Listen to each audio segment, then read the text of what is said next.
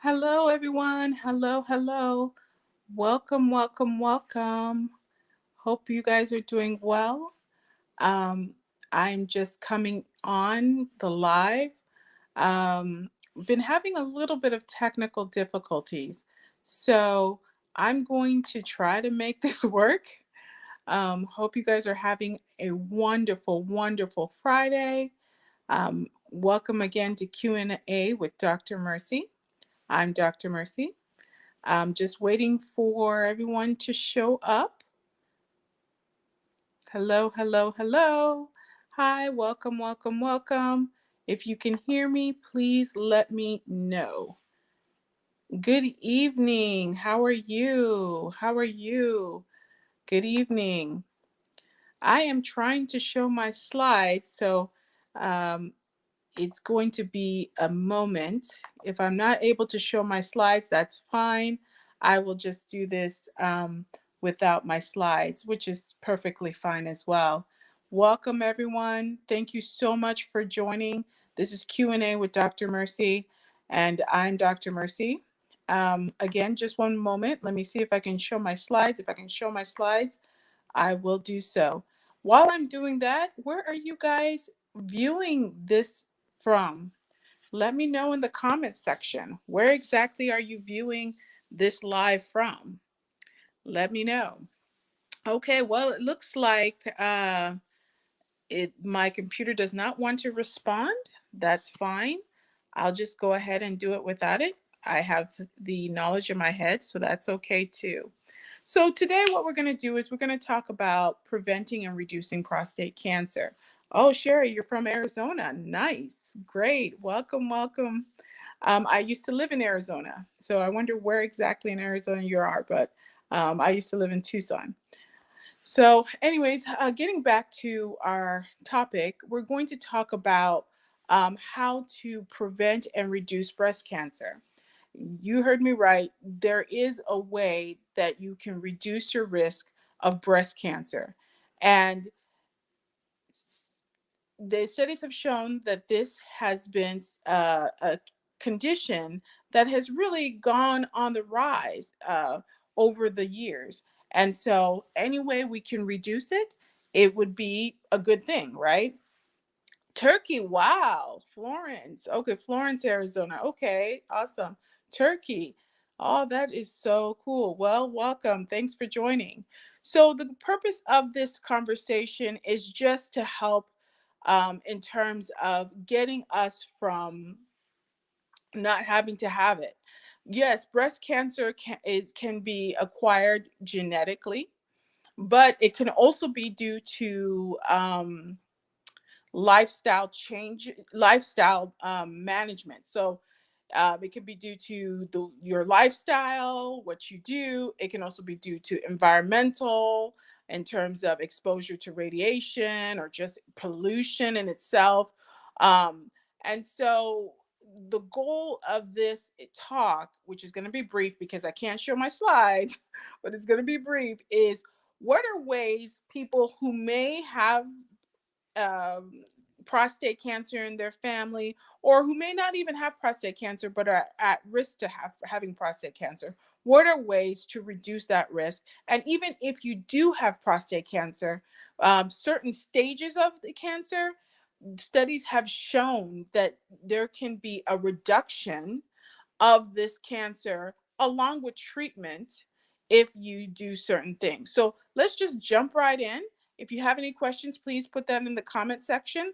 Again, I'm so sorry. Usually I would love to show my slides. I'm going to try it one more time to see if I can show them. If not, we'll just have to begin. Um, Please bear with me. If I cannot show my slides, let me try one more time.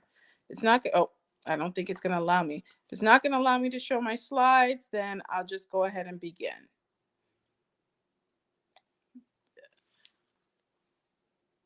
Ghana, Charlotte. Oh, wow. Well, welcome, Charlotte. Thanks for coming. Thanks for coming.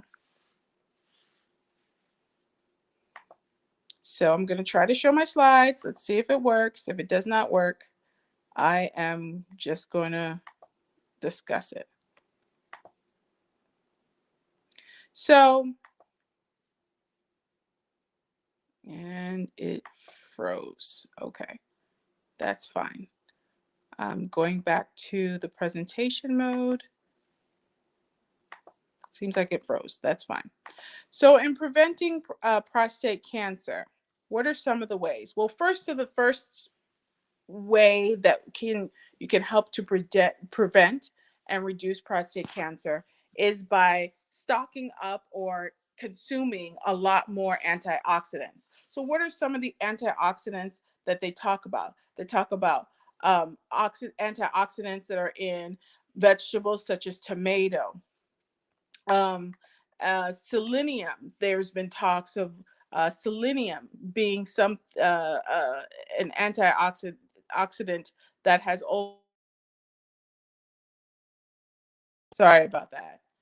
And so in general, if you're able to stock up, so research has shown or that the significant roles like some diets that are rich in fruits and vegetables and whole grain have been shown to actually contain the materials that are associated with reducing your risk of prostate cancer. So, like I said, um, tomatoes, watermelon, um, have powerful antioxidants. And what are antioxidants? They're pretty much molecules that help to kill any inflammation that occurs in your body. So, what is prostate cancer? Prostate cancer is an abnormal growth of tissue within your body. It's cancer.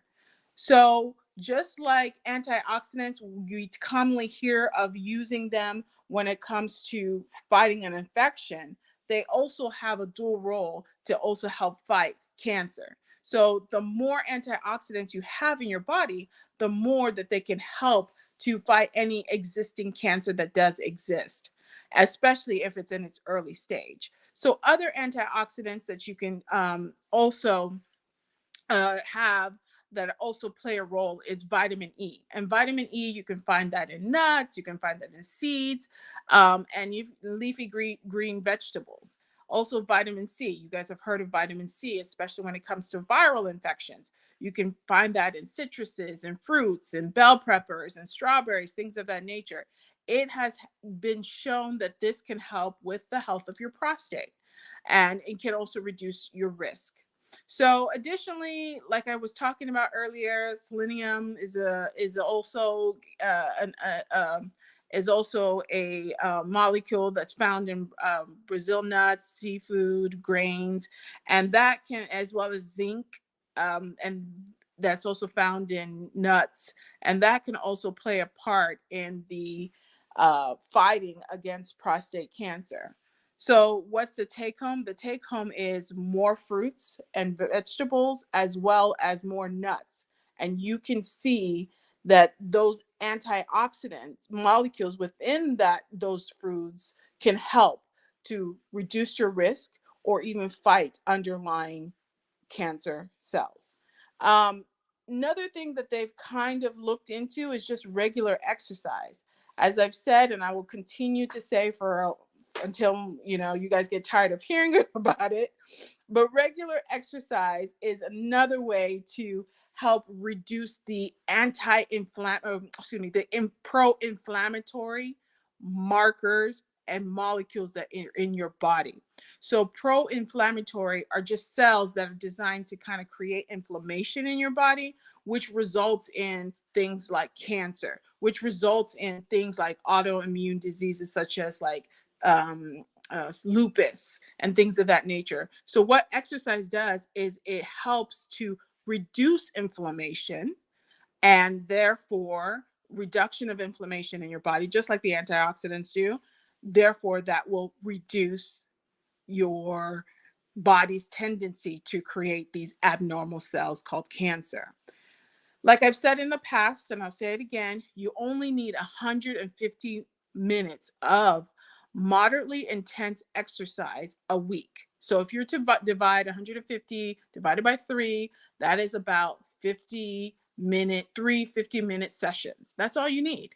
So it could be bicycling, it could be running, it could even be walking. What I suggest you do is do a Google search, type moderately intense exercises, and there's a plethora of examples of different types of exercises that you can do that can qualify for the 150 minutes a week. That's all you need. And that goes a long way when you talk about body health, and in particular, when you talk about cancer, um, cancer causing or reducing your cancer causing states, body state. So, lastly, stress. As you know, again, stress in all of this ties to inflammation. If you hear anything from this talk, it is reduce whatever causes inflammation, and that reduces your risk of cancer and really a lot of things. So, as you know, stress causes increased inflammation in your body. Things such as cortisol or hormonal changes occurs, but also inflammatory cells come and start to be active because of your stress. So that leads to production of cancer cells. So by having stress management skills, that will again reduce the inflammatory state of your body and enable you to now be able to uh, have less risk of prostate cancer. So ways to kind of do reduce your stress is by meditation, yoga, um, sometimes walking around on the beach or walking around outside, outdoor activities. Even exercise can help with reducing stress. So it's important to prioritize yourself, your care. Don't allow an avoidance of anything that causes you to have stress. So if it's a person, set boundaries. If it's your job, consider whether or not you need to continue on that job, or what if you have to move to another department, do so. Whatever it takes to keep you less stressed is key. Then the next thing, like we've talked about, is sleep quality. Poor sleep and sleep disturbances have been associated with an increased risk of prostate cancer. So, the ideal amount of sleep you should have is about 7 to 9 hours of quality sleep a day. And so, when we say quality, just like I've said in the past, we mean uh, uninterrupted sleep. When you start noticing that, yeah, you're in the bed for 7 to 9 hours, but when you go and wake up during the day, you're still tired, like if you never slept. And oh, by the way, your spouse is saying that you snore a lot. That is probably signs of a sleep disorder called obstructive sleep apnea. In which case, you probably would be best to have that being checked by a sleep study, because sleep apnea can also be a condition that can lead to increased risks, such as prostate cancer. It's increased risk of an inflammatory state that can cause prostate cancer. So it's definitely something that you want to work on. What are some of the ways to reduce your sleep, to actually increase your sleep hygiene, to actually have a better sleep? Well, consider um, kind of withdrawing and just giving your giving yourself to decompress like 30 minutes to an hour before you sleep. So taking out the laptop, stop watching TV, and just just going into bed, relax, making sure you have an environment that you feel like you can get some rest. And by improving your sleep quality, you can definitely, definitely help your body reduce the inflammatory state. Of course, as everyone knows, we want to try to avoid harmful substances. So, substances such as tobacco use or excessive alcohol use can be linked to increased risk of prostate cancer. Are we seeing a theme here? Are we seeing a theme with all of this? Are we seeing a theme for our general health? A lot of this, you could put prostate cancer here. I could be back here talking about diabetes. I can be back here talking about high blood pressure. The theme is lifestyle changes really do improve and reduce. And in some cases, um, there is remission of certain disorders But since this week is about prostate cancer, let's talk about it. So, avoidance of harmful substances, so smoking and drinking, all of that can lead to a reduction of prostate cancer. Um, so, that's just that. Lastly, well, now second to last, obesity. Obesity has been tied to prostate cancer, but what it is it doesn't necessarily cause prostate cancer, but studies have shown that those who are obese have a worsened state of prostate cancer. So the idea is to try to, if you're obese, you try to pretty much try to get back to your normal weight, especially if you do have prostate cancer, because can um, that won't help when it comes to the progression of the cancer itself. So the last article that I have actually um, was on the last slide on my presentation, was actually an article um, that was talking about a research that was done, and this was on people who had prostate cancer.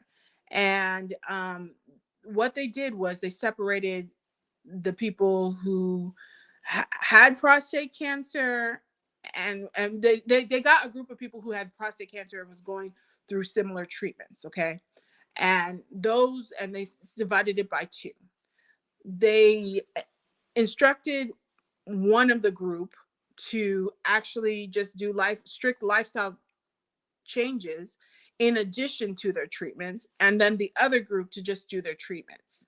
What they found was those who did lifestyle changes, meaning the stuff that we talked about, which is exercising, increasing your fruits and vegetables, and less meat, which we didn't say, but that's these people in this intensive lifestyle changes, they didn't really eat much meat. Um, Better quality sleep and stress management.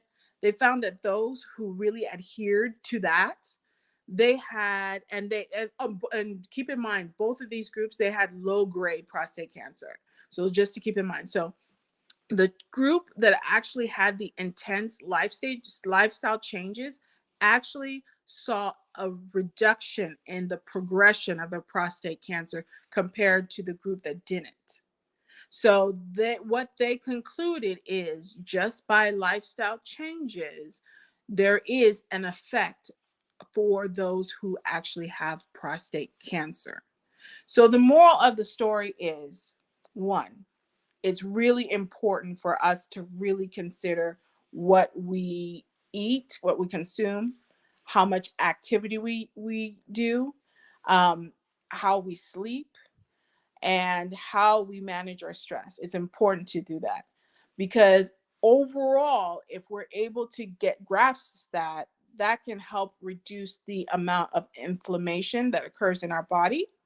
And ultimately, for men who have risk factors of prostate cancer, it can reduce your risk of it. I'm not saying that by doing this, there's a chance you won't have it, because everybody's different.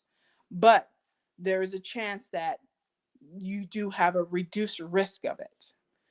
All right. Well, I am so sorry I was not able to show the slides. I have it here, but you can't see it. Only I can. Um, but notwithstanding, our next live, I will be using a different computer. And so I'll be able to show it at that time. And thank you so much for joining me. Until next time, bye.